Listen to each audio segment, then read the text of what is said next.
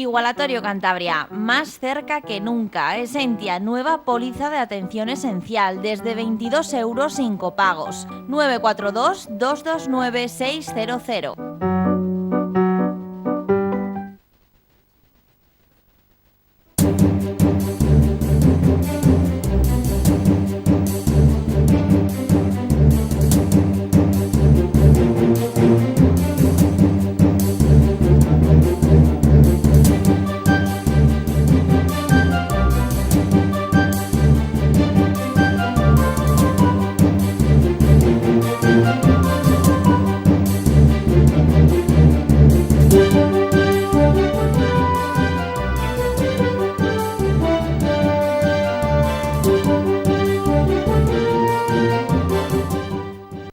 Un saludo, bienvenidos a una edición más de Pulso Empresarial, aquí en su televisión regional, en Popular Televisión. Hoy de nuevo con el equipo al completo, con don Carlos Pajares. Un saludo, don Carlos. Un saludo, muy buenas. Don Aurelio Sastre, un saludo. Un saludo y muy buenas tardes. Bueno, pues uno de los lemas de nuestros programas es que contamos lo que otros callan, o lo que algunos callan, pero están sucediendo cosas muy graves, yo diría que gravísimas en España, que la gran mayoría de los ciudadanos desconocen, o una gran parte importante, y vamos a empezar precisamente con un tema de ello.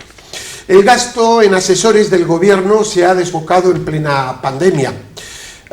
Hacienda tuvo que habilitar una nueva partida de crédito para poder pagar a la ingente corte de asesores contratados a dedos, que supera con creces el millar. Supera el número de 1000. Según ha recogido Vox Populi, de la Administración General del Estado, tuvo que hacer una transferencia de crédito de casi 5,5 millones de euros para pagar a estas personas que fueron nombradas a dedo. Es la primera vez que se produce una modificación en el gasto tan elevada en la historia presupuestaria en este capítulo. Bien, lo podemos unir a las últimas noticias de que nos amenazan con una subida de impuestos. A mí me parece esto muy grave, a mí me parece que esto es reírse de los ciudadanos, a mí me parece esto una desfachatez, pero los que tienen que opinar aquí son ustedes. Don Carlos Pajares. Bueno, ya lo hemos venido diciendo desde hace ya, desgraciadamente, muchos meses, porque la situación de crisis económica se ha visto agravada por el COVID, pero ya venía de antes. Y decíamos que cuando llegara el momento de pagar la fiesta, hay dos fórmulas que no son contraproducentes entre sí, pero que, bueno, que definen un poco la política que vaya a llegar desde el punto de vista fiscal y económico un gobierno, que es la de bajar gastos o aumentar ingresos vía impuestos, y que este gobierno lo que tenía clarísimo es que los gastos no los iba a bajar, sino que los ha venido subiendo, y que desde luego lo que es quitar gasto superfluo e innecesario, pues no lo hace, y no solo es que no lo haga, es que desgraciadamente, como la noticia que nos acaba de decir, es que lo sigue aumentando. Al final esto muchos piensan que no se paga, y lo pagamos todos, lo vamos a pagar vía subida de tramos impositivos en la declaración de la renta, lo vamos a pagar vía subida de IVA, que aunque dicen que no va a subir el IVA, seguro que van a terminar subiendo el IVA porque no les va a quedar más remedio, y al final todos de nuestros bolsillos vamos a tener que estar pagando esos desmanes económicos. ¿Qué opinión le merece este asunto? Que yo no sé si conocía usted, ¿no? ¿Lo conocía? Sí, lo conocía. Sí, lo conocía, aparte de que... Pero no le parece en pleno lo intuía, una falta de moral, de ética, de respeto a los ciudadanos. Que este gobierno está demostrando, y además casi no cabía esperar otra cosa, el hecho de incorporar a este grupo venezolano, comunista venezolano, aquí se sabía que iba a ser eso.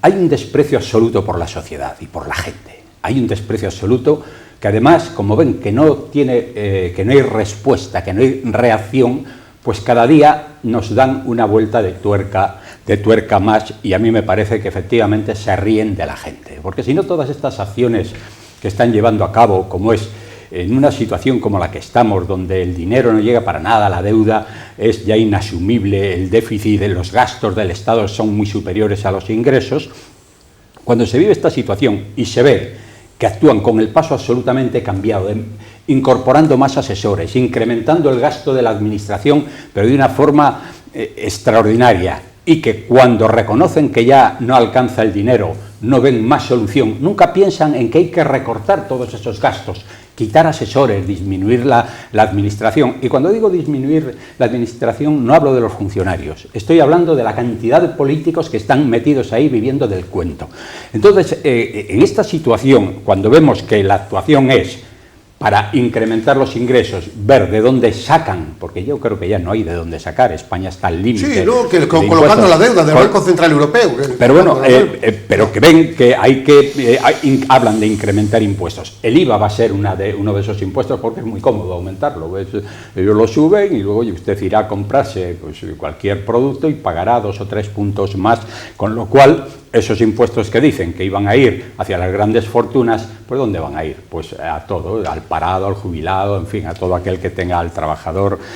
Entonces, lo que usted dice, no hay ningún respeto a la ciudadanía. Esta gente está en la política y no está en la solución de los problemas de los ciudadanos. De este número de altos cargos se puede hacer un cálculo, 60.000 euros más o menos de corte, me quedo igual un poco corto, pues estamos hablando de 6 millones de euros año mínimo, que es algo más. Pero ayer sale en una macroentrevista el señor Sánchez diciendo que va a subir los impuestos porque la presión fiscal en España es más baja que en el resto de Europa. Cuestión que no dice la verdad, es falso eso. Es falso porque la presión fiscal, efectivamente, tal y como la mide, en España es 6 puntos inferior. Sin embargo, la presión fiscal real es superior, porque no mete cantidad de impuestos. Y eso lo dice el Instituto de Estudios Económicos, lo dice en cantidad de datos. Por ejemplo, como la presión que soportan las empresas, no solo a través del impuesto de sociedades, sino a través de la seguridad social, con los costes laborales, hacen que los costes reales para las empresas en España sean superiores a la media europea.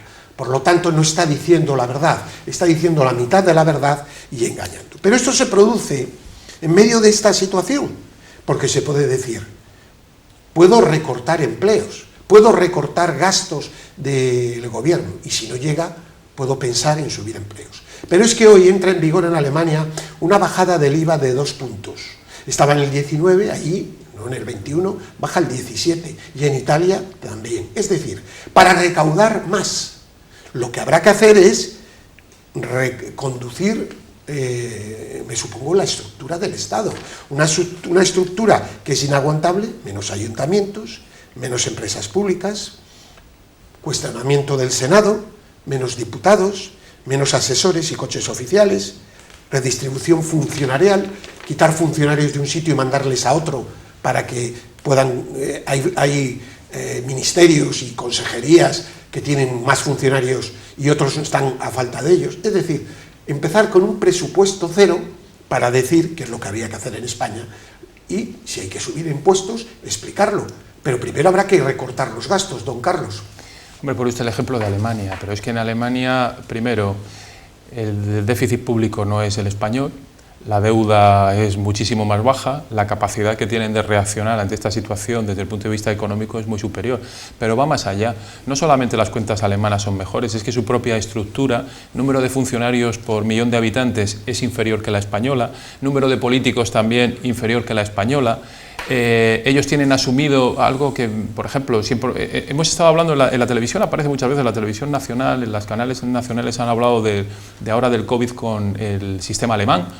En Alemania, pues por ejemplo, la medicina es pública, es una medicina pública, pero concertada prácticamente en su totalidad. El número, por eso digo, el número de funcionarios, el número de puestos amarrados a una silla es muy inferior. La capacidad, la flexibilidad que tiene la estructura económica alemana ya nos gustaría a nosotros. Esa flexibilidad estructural que tiene la economía alemana es lo que haría falta ponerse aquí ahora mismo a empezar a diseñarla y a dibujarla. Pero el dibujo que se está trazando, como decía don Aurelio, es precisamente el contrario. No vamos hacia Alemania, vamos hacia Venezuela, que es lo triste. No, bueno, Italia, que tiene más deuda que nosotros, ha tomado esa medida para la recuperación económica, tratar de que se mueva la economía para recaudar más. Esto lo que va a hacer es que siga saliendo capitales. Informábamos el otro día que habían salido 20 y tantos mil millones. A este paso, pues dentro de unos meses vamos a hablar de cifras muy superiores. Don Aurelio.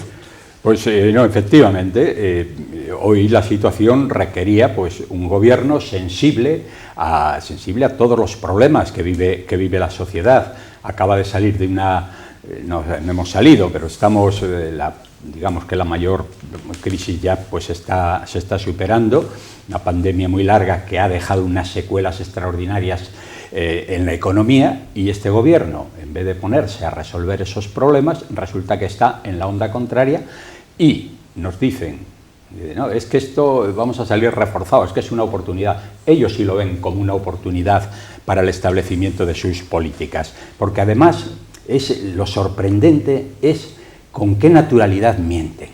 Cuando dicen, es que los impuestos en Europa son más altos. Vamos a ver, acaban de decir que Alemania tiene un IVA de un 19%, ese 2%. Y le va a bajar al 17%. Y le va a bajar al 17%. A ver cómo se compadece eso con lo que está diciendo el gobierno. Pero claro, luego engañan porque no tienen en cuenta lo que usted acaba de decir también, las cotizaciones sociales de las empresas, que representan un 33% de los salarios de los trabajadores. Y esa es una carga importantísima. Para que luego se den, claro, ahí dice, bueno, pues son pensiones, es la sanidad, es todo esto, pero para que luego se dé yo diría que una gestión nefasta de la sanidad como la que se ha producido durante esta crisis, donde hay 1.000 o 2.000 millones de euros para resolver problemas, equipar a sanitarios y, en fin, todo lo que hacía falta para pues prevenir o paliar las consecuencias de esta pandemia, y resulta que todo eso ha desaparecido sin haber resuelto absolutamente nada y nadie da cuenta de ello. Y usted escucha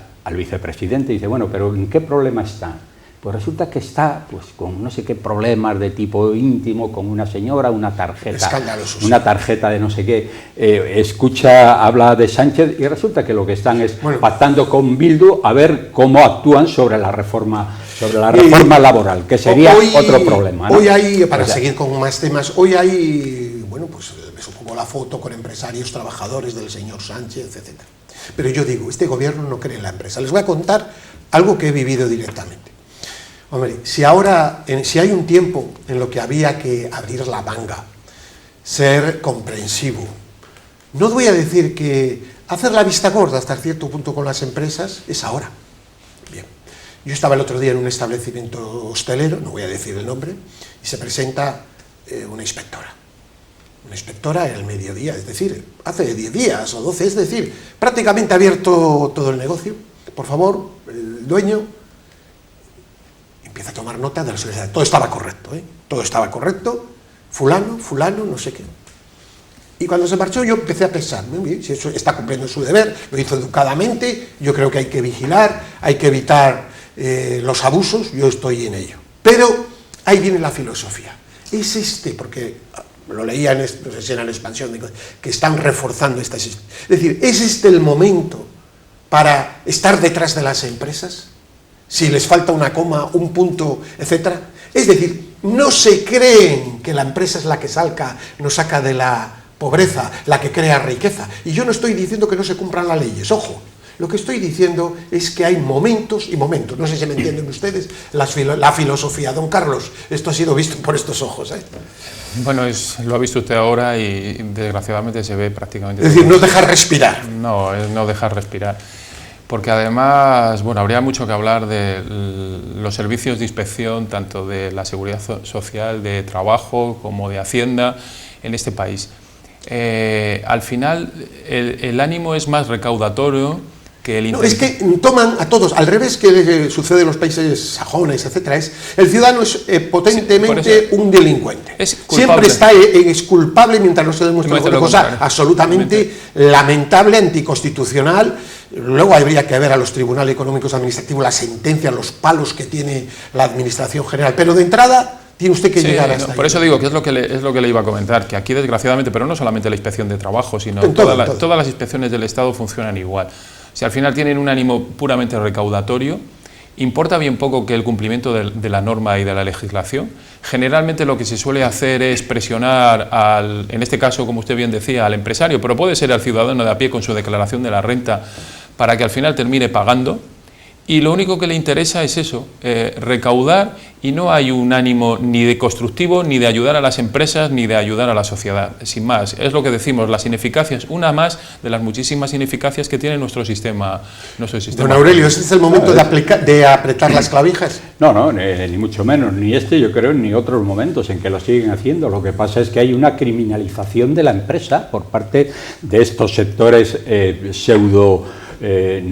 yo a veces hablamos del Partido Socialista, es que este Partido Socialista es otro. Hemos tenido un Partido Socialista cuando hemos tenido aquellos economistas como Solchaga y todos estos, Bollero, bueno, que podían tener una cierta fijación con la empresa, pero al mismo tiempo sabían que vivíamos en una sociedad de libre mercado y que la empresa era el motor del empleo y el motor de la economía. Pero es que estos no. Estos dicen que hay que estatalizar todo, absolutamente todo. Y hay una presión que creo que no llegue a ninguna parte por parte del sector comunista bolivariano del Partido Socialista, que dice que para recaudar más habrá que intervenir los fondos de los bancos, los dineros de la gente en los bancos. Ya lo ha dicho alguna vez. Bueno, eso es un imposible, porque vamos, no... Bien, pero crea temor, crea miedo. Meter el miedo en el cuerpo a la gente es una de sus prácticas, junto a la mentira permanente. Entonces, en este momento, ¿qué es lo que pasa en la sociedad? Mire usted habla con cualquiera en la calle, no existe la más mínima esperanza de que esta situación mejore por la acción de un gobierno pues que tenga una manera de actuar coherente, consecuente, tratando de resolver los problemas que hay. A España se le unen varios problemas. Uno es el tamaño, la dimensión de la empresa española. Estamos hablando de que un 95% de la empresa española es pequeña, no es gran empresa, autónomos y pequeña empresa.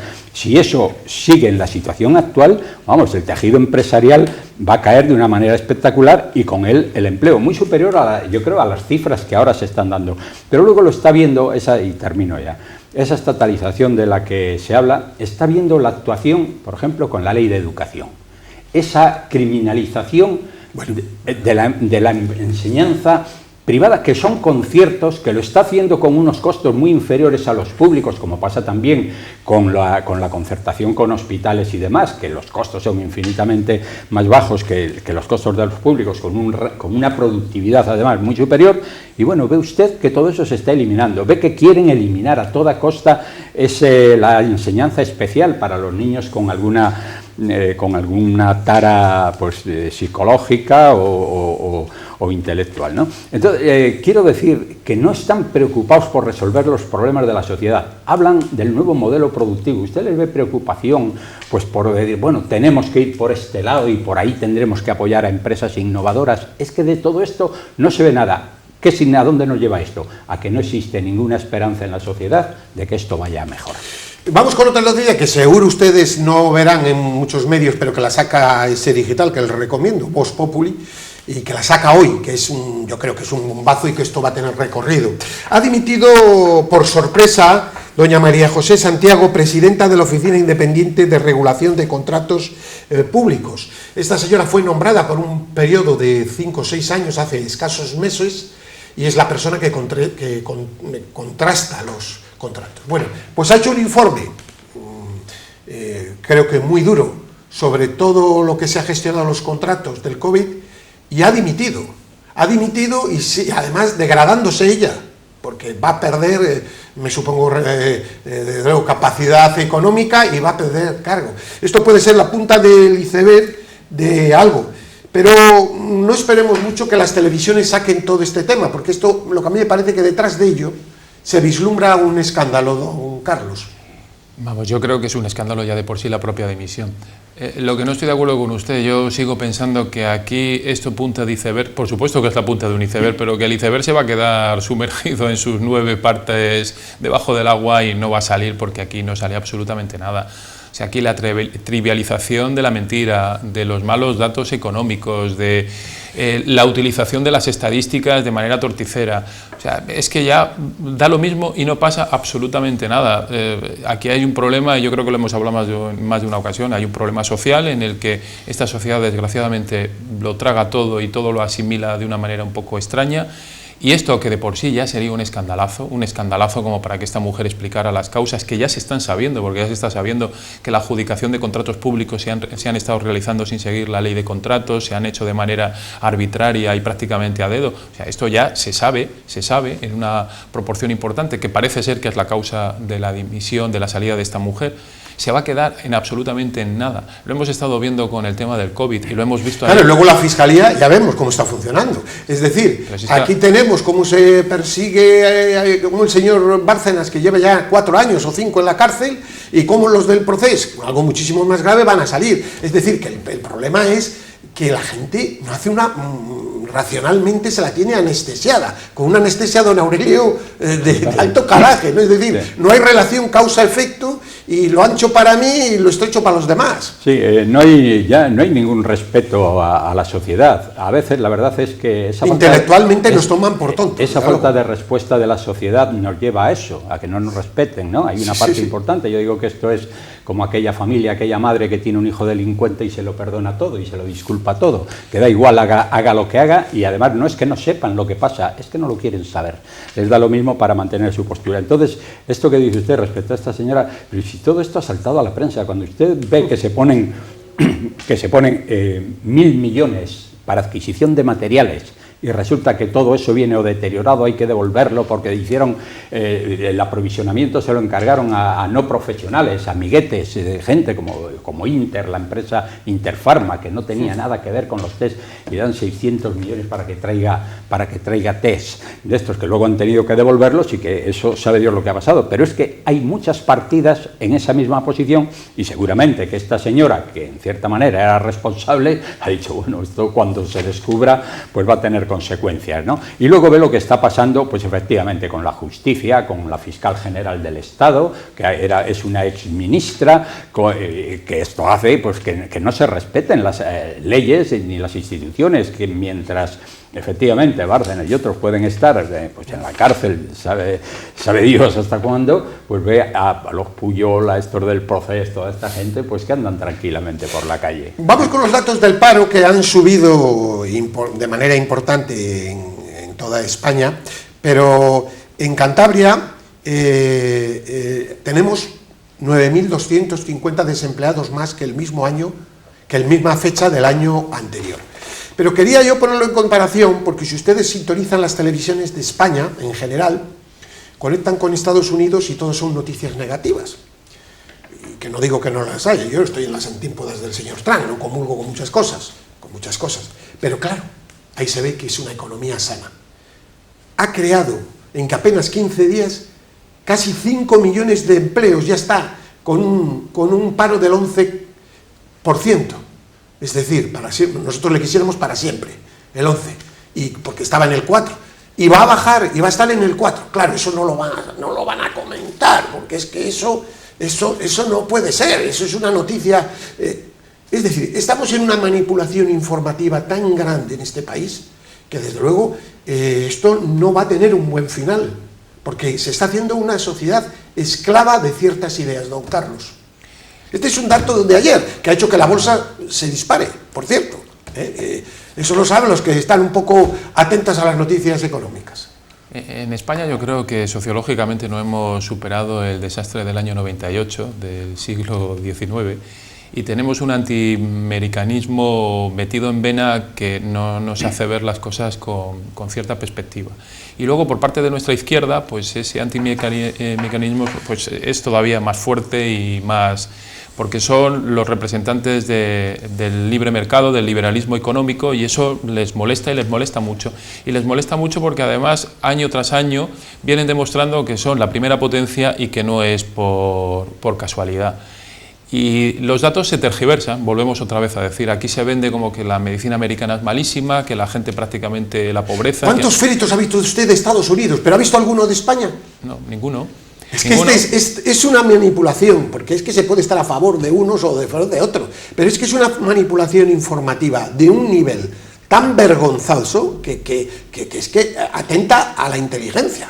Es que les encantaría que fuera un desastre Estados Unidos, pero desgraciadamente no lo es y no lo va a ser. No lo va a ser porque los americanos, sus libertades, sobre todo su libertad económica, lo tienen muy arraigado. Sus datos son buenísimos desde el punto de vista económico, lo van a seguir siendo. Quien conoce la realidad americana y tiene un poco de contacto con ella, sabrá que su economía se ha parado, pero no se ha paralizado bruscamente como la nuestra ni de la manera que la nuestra, que es cierto que tienen focos importantes que saben atajar, pero que el resto del país, prácticamente todos los estados, con restricciones, con mascarillas, con los PCRs, está funcionando con cierta normalidad, y ahí se ve en sus datos económicos que se van recuperando y que se van a seguir recuperando, cosa que aquí... Pero el tema, por ejemplo, de muertos aparece mal, y resulta que la media de fallecidos es muy superior en España. Ojalá fuera al revés, que en Estados Unidos por número de habitantes. Pero alguien que no está metido cree que es que allí está muriéndose la gente por la calle con las informaciones que dan las televisiones en general de este país. Y volvemos a jugar y a manipular las cifras y las estadísticas, porque es cierto que a lo mejor PCR se están haciendo para toda la población americana,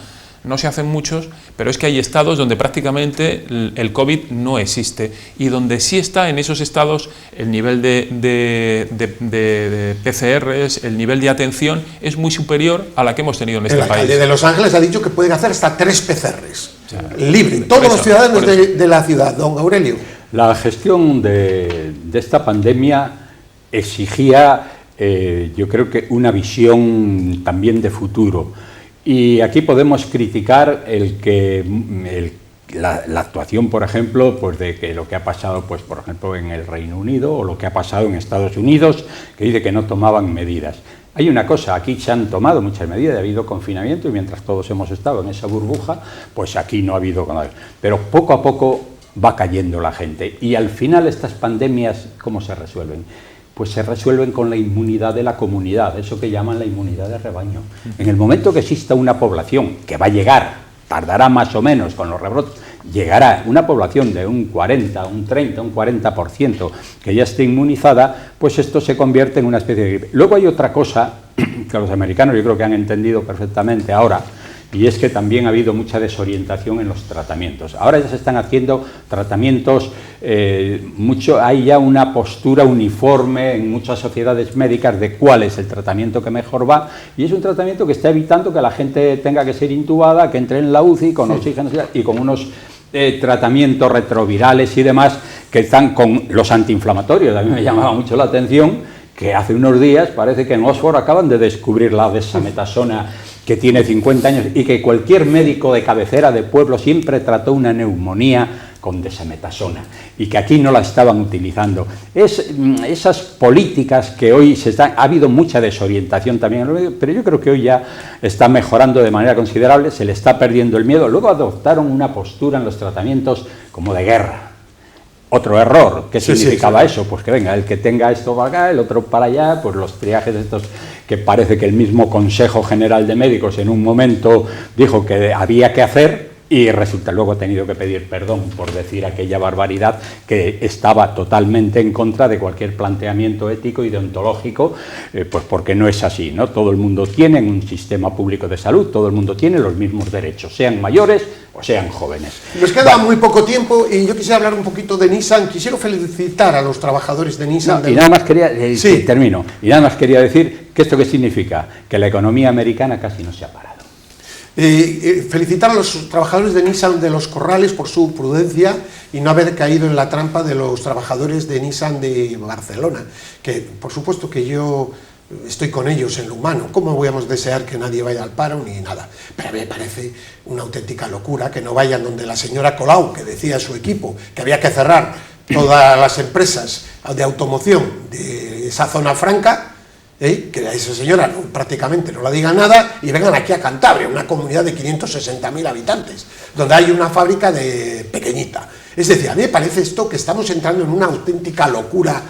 ¿A ustedes qué les ha parecido esa visita? Y yo me solidarizo con ellos desde el punto de vista humano, por supuesto, pero me ha gustado la posición de los trabajadores de Los Corrales, que ha sido muy inteligente, porque de ellos nunca se van a acordar en Cataluña, porque somos ese país antiguo y retrógrado, ¿no? Sí, vamos a ver, yo sinceramente a mí sí me ha molestado.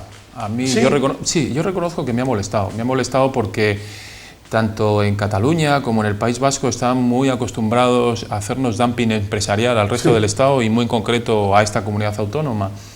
Y en su momento, esos que para ellos son éxitos económicos, cuando han conseguido quitar a otra comunidad autónoma o han conseguido que las inversiones vayan para ellos, no se han acordado en ningún momento ni de Cantabria ni de ninguna otra región. Es más, nos han mirado y siempre nos han visto y nos siguen viendo con superioridad. Yo creo que además que esa superioridad es la que se ha reflejado con esa visita. Vienen aquí desde ese sentimiento de superioridad y vuelven a venir a exigir para ellos lo que creen que ellos se merecen y no se merecen aquí. Yo creo que por supuesto que lo que sí estoy, como usted bien dice, encantado con la actitud que han tenido los trabajadores de Nissan de Los Corrales, de la sociedad de Cantabria en su conjunto. Si esto se hubiera producido al contrario, yo creo que el recibimiento no hubiera sido precisamente este.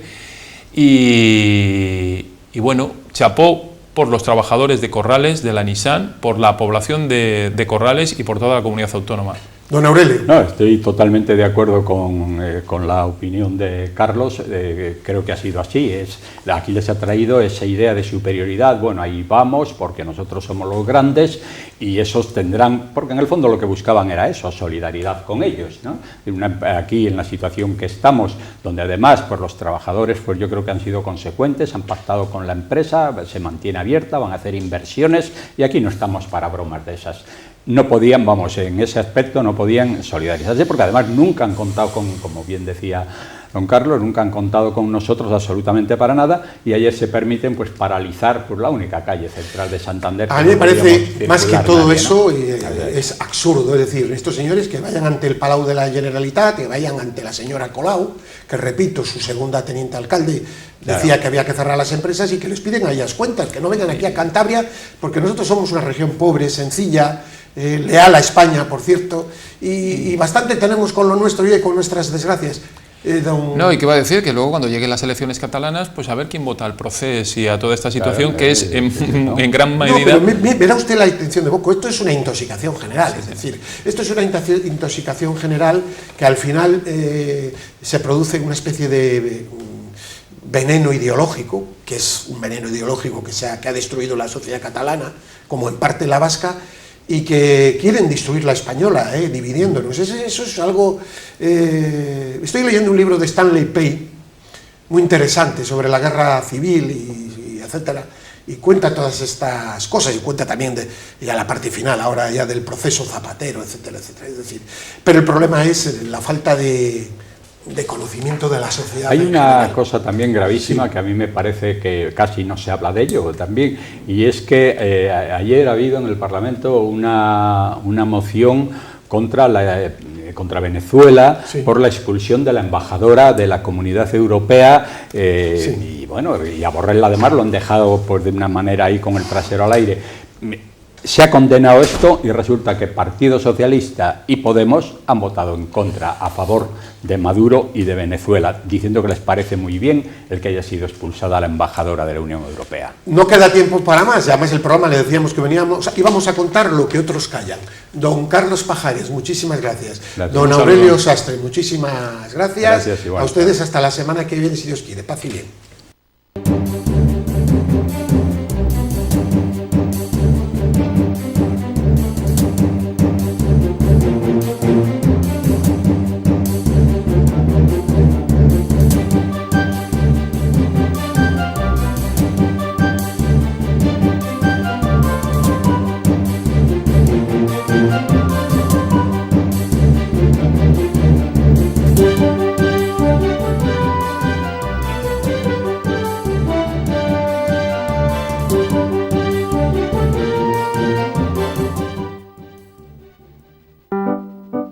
Igualatorio Cantabria, más cerca que nunca. Esentia, nueva póliza de atención esencial, desde 22 € sin copagos. 942 229 600.